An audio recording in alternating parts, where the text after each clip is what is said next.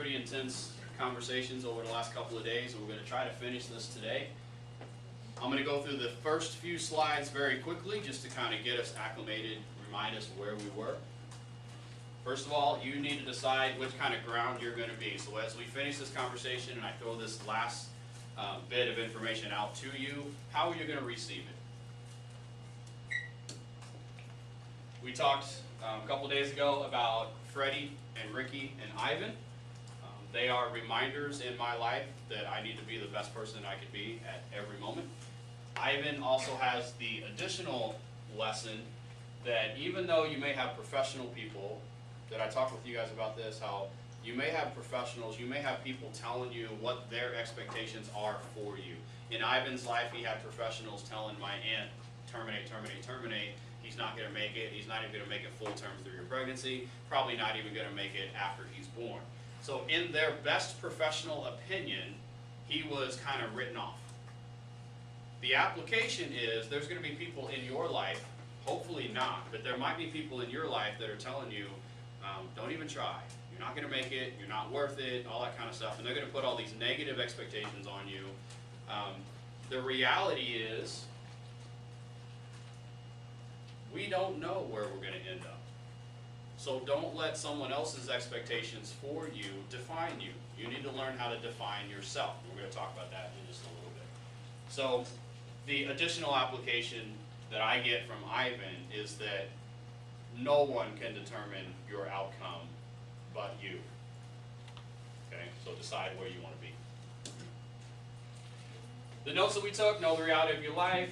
Just a quick reminder that we're not guaranteed an entire day. You are special. It's my job to validate you, and I'm asking for you guys to recognize your potential. Know that you do have a purpose. You do have a reason for being here, and you're able to decide what your life will be like. You know, as humans, we have this wonderful ability to make choices, and those choices lead us down the path that we want to get to. Jared Fogle reminds us that you can do anything for one day. Know the power of today and that mentality as you approach, hey, I want to be a better person today. Do it once. Try it once, and then it becomes part of your memory. It becomes part of your history, and you're able to say, okay, I did it yesterday, so I can do it again. No one's ever going to lie to you and say that life lived like that is going to be easy. It's going to have its obstacles. You're going to have your moments of failure, all that kind of thing. But if your end result is a certain path, a certain road, a certain expectation that you have for yourself, you're going to get through that. You're going to find the people that will help you be successful. You'll put yourself in situations that are beneficial, not destructive. Know the reality of today. You can do anything for one day. Know the reality of your goals. As you decide that you want to do something different, you want to do something better, write them down. Create a list of goals. And one of the techniques is to create them as SMART goals. Be very specific. Put the measuring steps in place. The work that you have to do to achieve your specific goal. Realistic, that's basically just a yes or no. Is it realistic for me to try to achieve this? And then put a date on it. And again, ultimately, the most important thing is that specific goal. So if you don't reach it by a certain date, change the date. It's really not that big of a deal. Okay, now we're ready to move forward. I'm going to throw a little caution out there. I have been talking about I was going to introduce a little bit about myself and become very personal. I'm going to limit a little bit of that. I don't think that I could literally emotionally handle some of the stuff that I would originally tell you, but I'm going to give you just a little taste of some of the things that have happened to me or basically my life without getting into a whole lot of detail. But just to give you an understanding of when I walk into this room, this is what I walk into the room with. The last big idea is to bring us full circle. Your very first assignment, What Makes You You, was all about you thinking about those influences that have made you into the person you are. And I'm actually finishing this conversation with the exact same thing that I started the conversation with, this idea of influence. How many of you believe this statement? You can potentially impact or affect the entire world. How many of you believe that? Go ahead and raise your hand if you think you believe that. Okay. All right, very good. So I see a lot of hands up. That's great, because I hope that you do believe that. I hope that you do understand you have value, you have potential, and that potential could eventually lead you to impacting the entire world. If you don't believe that, are you limiting yourself? Are you only thinking, hey, I'm only really going to impact my family, I'm going to impact maybe a few friends, and then as I get older and get married, I'm only really going to impact that family, my husband, my wife, my own kids, maybe my grandkids, and really that's kind of the circle of my influence. If that's all you're thinking, I'm asking you to challenge yourself to think bigger. And as we get into the next couple of slides, you'll see why. Do you remember what this number is, the 5,460? Okay, that's my number. Teaching for 13 years, the average numbers of kids that I've had, and then you multiply that by the secondary number, which is as I impact you directly, you in turn impact other people. So really I have kind of an impact on almost 5,400 people. Maybe it's more than that, maybe it's a little bit less than that. Only God really knows the exact number of the people that I've had some kind of influence on. But I'm a private citizen. I'm not trying to make my stuff public. But imagine if I were the type of person that wanted to be a motivational speaker and take this kind of conversation on the road and take this public and put myself out there and write books and all that kind of thing. You can imagine that that circle of influence that I have could be a whole lot wider, right, Cassie? Could be a whole lot wider. I want you to take a moment, have a conversation with me. Who are some people that you know right now off the top of your head that have indeed impacted the entire world? Who are some people that come to mind right away? Anybody? Oh, come on. The entire world, good or bad?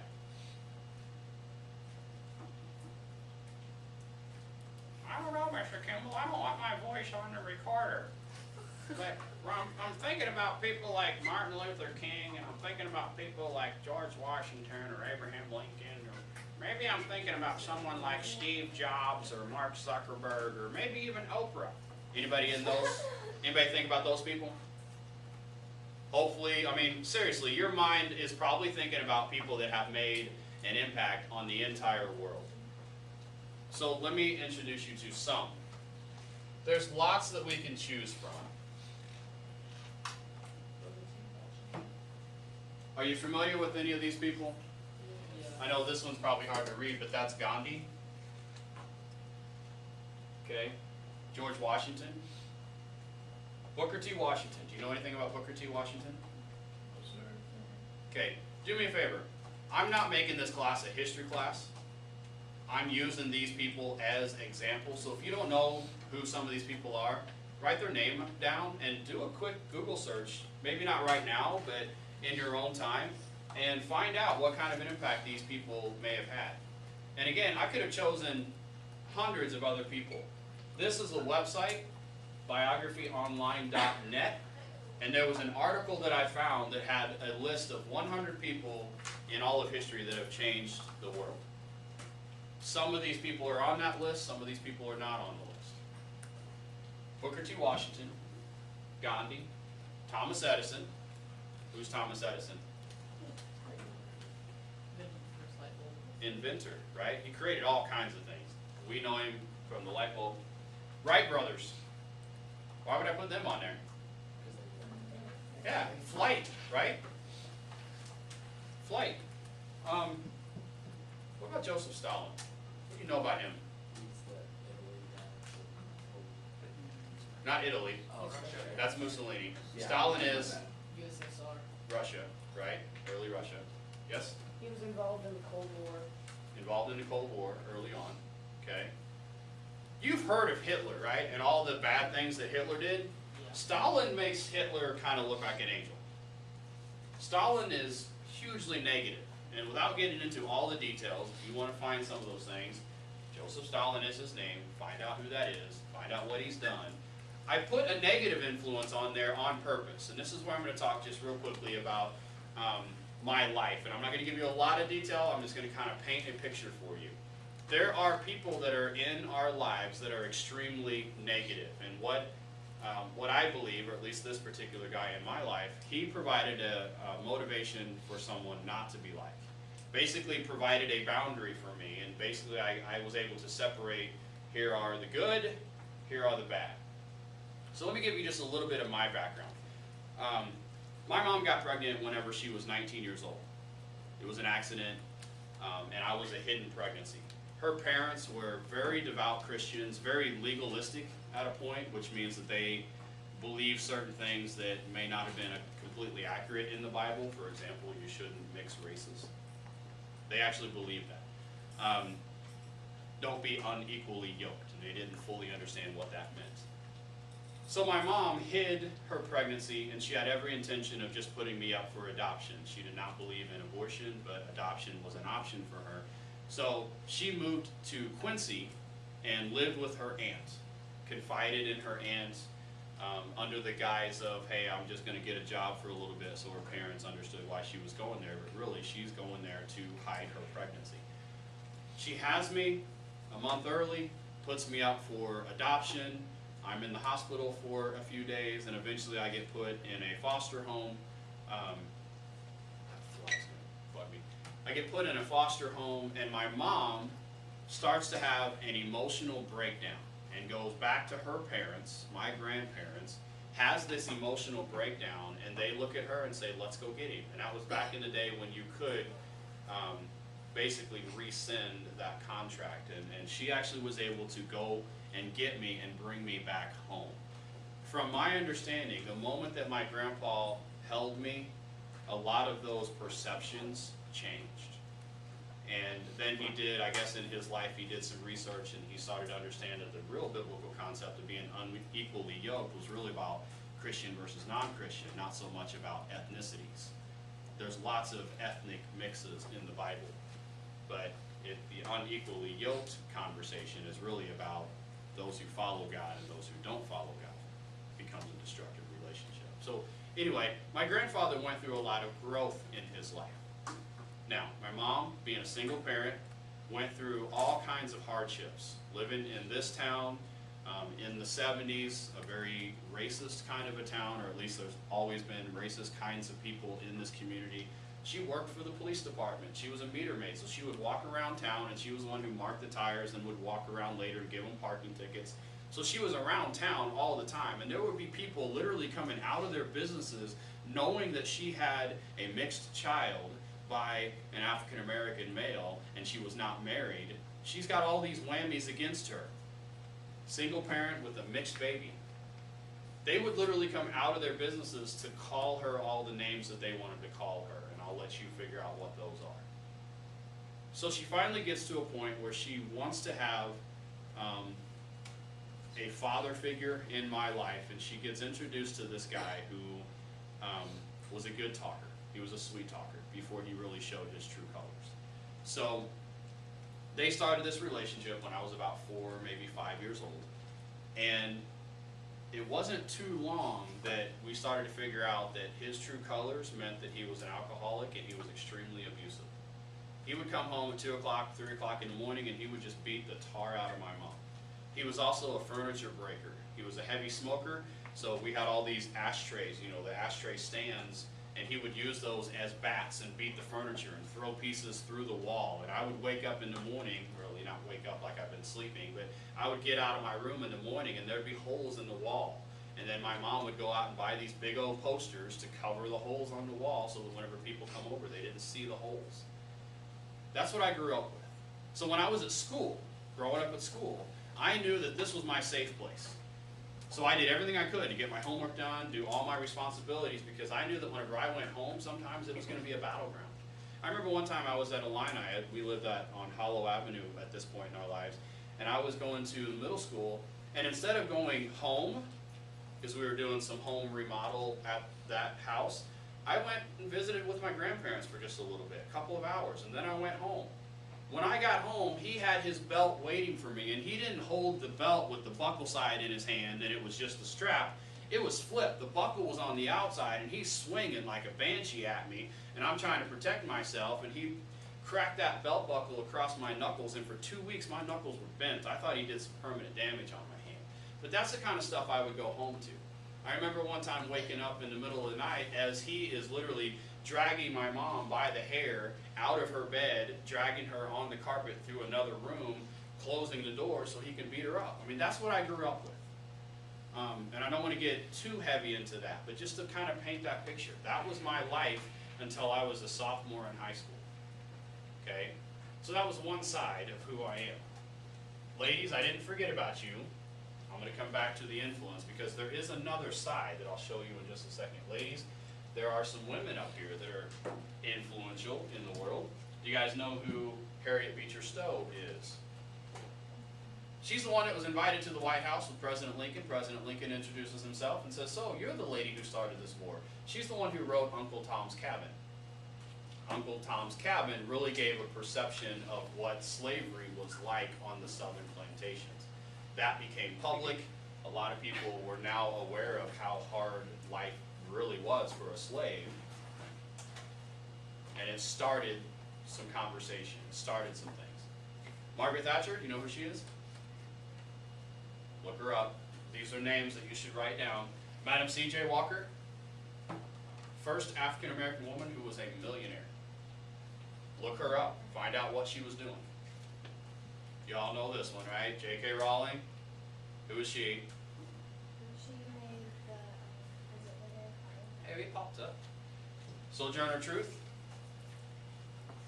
Another civil rights type of activist. That is not her real name. That was her public kind of stage name that really identified what she was doing. Very powerful woman. You need to definitely spend some time with her. And Margaret Sanger. Do you know her? How many of you know what birth control is? Yeah, those things like condoms and all those things, all right? I'm going to show a little bit of my true colors on here, and I'm going to tell you that, yes, she may have done some very positive things and really started to take those issues of women's health and protection types of issues, sexual practices, and she kind of brought it to the forefront and changed some things. But I'm also going to remind you that she had a motive behind all of that that was very similar to Hitler. The reason she wanted to stop certain people from getting pregnant is more on a genocide. She didn't want people to reproduce because she didn't feel like they deserved to reproduce. There was a motive behind it. She was very anti-black, anti-Native American. She was very similar to Hitler. Certain people should not reproduce because they're going to have faulty people, faulty kids, you know, things that we don't want in society. So she really was trying a genocide approach to birth control. Okay? So she may have done some kind of good things, but there were some motives behind her that were, I think, pretty evil. Okay. Since we're talking about this influence, I shared a little bit of my story. I need to kind of share the flip side of the story and kind of get a more of a positive approach to this. For those of you that didn't raise your hand, I can affect the entire world. What do all these people, the guys that I showed you, the women that I showed you, what do they all have in common? And I'm going to play Captain Obvious with you for just a second. You know what they all have in common?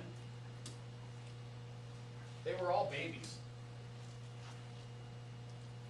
They were all babies, and sometime in their life, they decided the type of person they wanted to be. So imagine that, if you would. Someone like George Washington was just like you, sitting in a classroom. And he grew up to have an impact on everybody. Someone like Oprah Winfrey grew up very similar to you guys. She wasn't born with a silver spoon in her mouth. She didn't have all the financial resources. She had a pretty terrible upbringing. But somewhere in her life, sometime in her life, she made a decision to be a certain type of person, and then you go all out to be that type of person. Once you make that decision to be the best that you want to be, I believe that God opens doors for you, that you have an impact where you need to be impactful. I think right now God's got this opportunity for me to be a teacher because I think that my impact is directly concerning you guys. I don't know why. I don't know what's going to happen to your life, but I feel like I am a person that's planted in your lives for this season of time because you need some of these conversations. And I don't know where you're going to end up. Nobody knows where you're going to end up. Nobody should tell you where you're going to end up. That's your decision. But they all started out as babies. They all made a decision to be the type of person they wanted to be. Anybody see me on there? Yes. I'm on there twice. Top left and bottom middle. I love this picture. Ain't I cute? You just want to squeeze those little cheeks, right? That kind of thing. That is one of my favorite pictures, and that little pig pillow thing was one of my favorite things at my grandparents' home. I want you to understand something. Whenever my mom was pregnant and she hid the pregnancy and she came back, she had to go to work.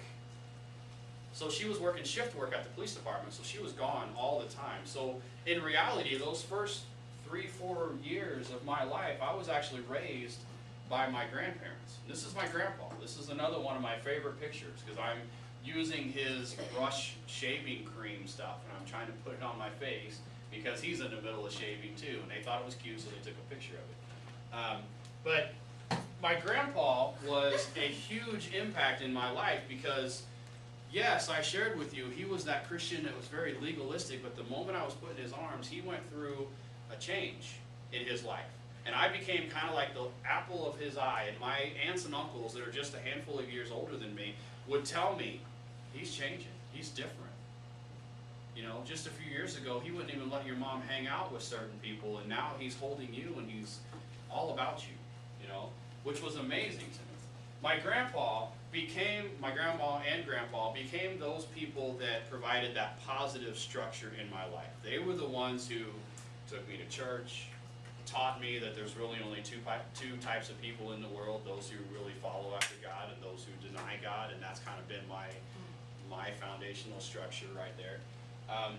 My grandpa was a teacher in the school district. He was a music teacher, band teacher, and he taught all the outlying schools, the Dow, the Delhi, Fielden, the 5th grade students. He would have them, and he retired in 1985. And the summer after he retired, they did some home improvements, and then he started acting funny. Found out he had a brain tumor. He passed away in 1986.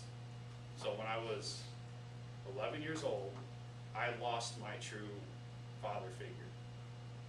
And I was 11, still dealing with the other side of the family.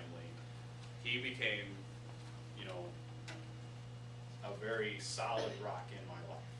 And missing him is huge. It still has an impact on my life because I've kind of modeled my life after him, after I found out the type of person he was, the soft, the generous, the giving type of person that he was. I try to model some of my life after him, okay? So even though I did have battleground whenever I went home to my mom's house, I also had a really good structure on my grandparents' side. So I had this balance, and I had this ability to search after the good and allow the negative boundaries to be negative boundaries. Realize I don't want this. I don't want to be involved in alcohol. I don't want to smoke. I don't want to be the type of person that he was. I stand before you, even in those struggles that I've been through, I've never been a person that needed alcohol for anything because I saw the negative things that alcohol could do. I've never been drunk in my life, and I will make that public and I will share that with kids. It is possible. Even if you're dealing with some very difficult circumstances, alcohol is not your release. You don't need it. Okay? And I was the type of person, I did all kinds of stuff when I was in high school. I went to a bunch of different parties. I was a 3-sport athlete. I did all the band, all the church stuff, but alcohol was not something that I sought after, and I really have no desire for it. So it is possible. All right, let me move on. Let's get into the notes part of this. The next 3 slides are going to be quick. I'm going to kind of show them to you.